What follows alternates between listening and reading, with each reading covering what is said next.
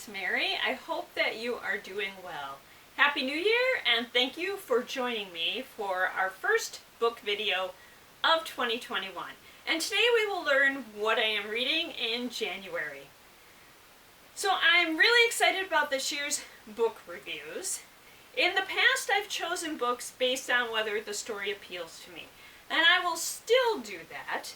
However, I realized that some of my favorite books end up being books that are about somebody from a different time or a different place or with different life experiences than mine. So I made it a goal this year to include at least one book every month where the person either lives in a different time, lives in a different place, has different life experiences than I do, or all three of these. The first book is The Glare by Margot Harrison. And you may remember that book from last year. I spoke about it briefly as one of the books that was similar to a book that I had reviewed, and it sounded so intriguing that I decided that I should read it right away this year.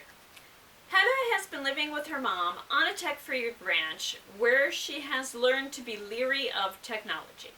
Now at 16, she is returning to California to spend some time with her father and his family.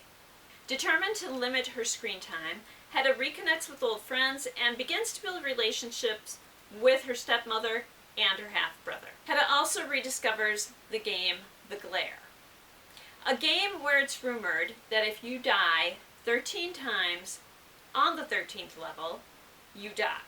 As Hedda plays the death game, she realizes that the truth behind her nightmares is more twisted than she could have ever imagined. Grown by Tiffany D. Jackson. Grown is a contemporary mystery story involving Enchantment Jones, who awakens with blood on her hands and no recollection of the events of the night before. Who killed R&B legend Corey Fields? All signs point to Enchantment in this mystery that explores the horrific secrets hiding behind stardom and the power of a young woman's voice. Ghostwood Song by Erica Waters. It's a fantasy involving a cursed fiddle that can call ghosts from their graves. When Shady's brother is accused of murder, Shady has choices: to do nothing or to unearth the cursed fiddle that drowned her father so she can speak to the ghosts and clear her brother of all charges. A Cloud of Outrageous Blue by Vesper Stamper. Edith grew up in a quiet village with a loving family, and then all of that changes.